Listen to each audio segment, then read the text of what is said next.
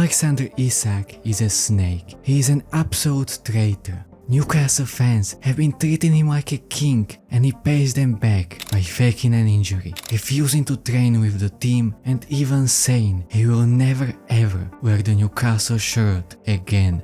The way Isak handled the situation is absolutely embarrassing. He turned the entire fanbase against him for literally no reason. Because for him, this isn't really about wanting to leave Newcastle or wanting to join Liverpool. It's just about one thing: winning trophies. You see, Isak turns 26 this September and is in his prime. He worked hard for years to become one of the best strikers in the world. He is still pretty young, but he's not the youngest anymore. We often don't even realize it, but players have pretty short careers. You can go from being one of the best strikers in the world to a finished grandpa in the space of few years. So naturally, Isak wants to challenge for the major trophies while he's still at the peak of his powers. If Newcastle upgraded their squad to challenge for the Premier League title, trust me, Isak would be very happy to stay. But even though they might be the richest club in England, they just can't spend their money. And that's because of FFP.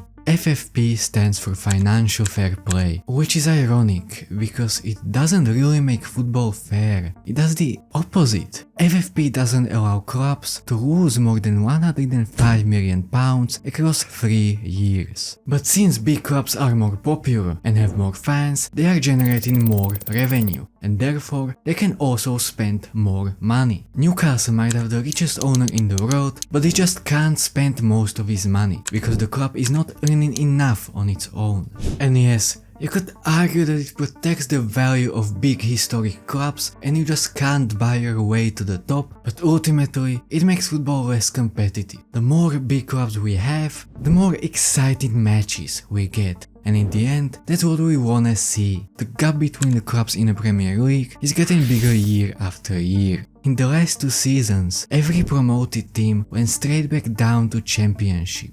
Pretty much the only thing that kept the league competitive was the fight for European spots. Since 2019, the Big Six only finished in the top 6 once. Last season, teams like Newcastle, Aston Villa or Nottingham were all fighting for Champions League spots. But that's about to change. Man United, Liverpool, Chelsea and even Spurs have been spending heavily this summer, and others just can't compete with them. And with more matches and competitions, the big clubs will be getting richer and richer, which means the gap between the Big Six and the rest of the league will increase even more. The Premier League will be even more boring.